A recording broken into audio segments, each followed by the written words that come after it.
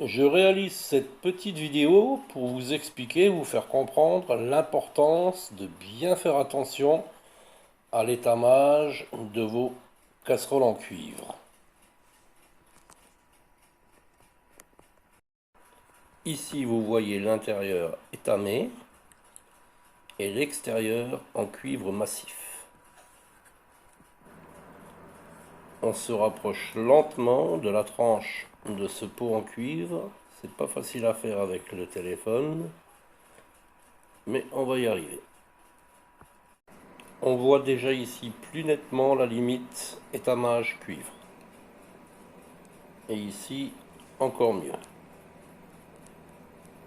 On va pouvoir donc faire un arrêt sur image et en venir au sujet de cette vidéo. On a donc cette couche d'étain qui a été appliquée à l'intérieur du pot en cuivre et c'est ce qui va nous permettre de pouvoir cuisiner avec. Maintenant, on va schématiser tout ça. Sur cette image, vous voyez une coupe de la casserole qui nous permet de voir la couche d'étain et la couche de cuivre. Et on va voir ce qui se passe au fil du temps avec l'utilisation. Le pot vient d'être étamé et on va imaginer qu'on a une couche régulière d'étain sur toute la surface interne du pot. En réalité, ça n'est jamais régulier, mais on va faire comme si c'était le cas. À ce moment-là, quand vous regardez votre pot, vous le voyez comme il est ici, à droite.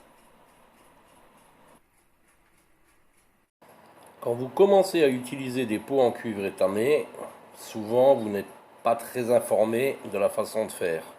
On va utiliser des fourchettes en acier.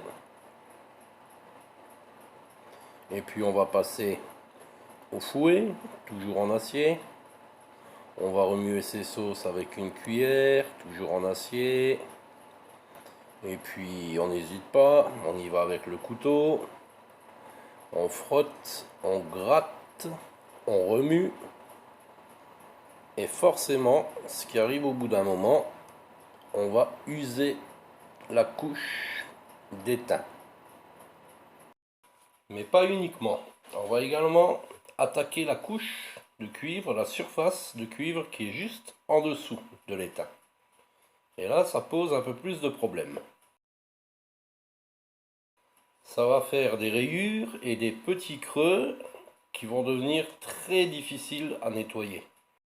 Et forcément, on se retrouve avec ce type de pot, où on voit clairement les rayures, le manque d'étain et les petits creux. Dans le milieu professionnel, c'est très courant, tout simplement parce qu'ils savent que les pots partent à l'étamage régulièrement. Malheureusement, pour les particuliers, c'est plus compliqué. Faire un étamage peut coûter cher, et tout le monde n'a pas un étameur qui habite à côté de chez lui. Donc, autant éviter les soucis, et pour ceci, c'est très simple. L'étamage a la réputation d'être quelque chose de fragile. Je dirais en fait que pas du tout. C'est fragile quand on y va comme un sauvage. Mais si on y va délicatement avec les ustensiles qu'il faut, on peut faire durer son étamage des années et des années.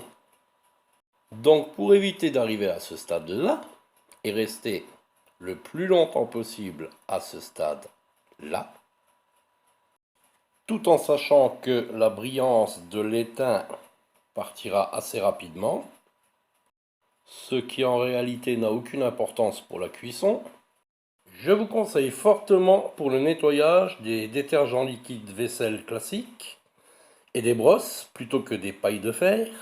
Et pour la cuisson, il n'y a rien de mieux que les ustensiles en bois. Vous pourrez en trouver de toutes sortes qui feront très bien l'affaire pour tous les types de cuisine.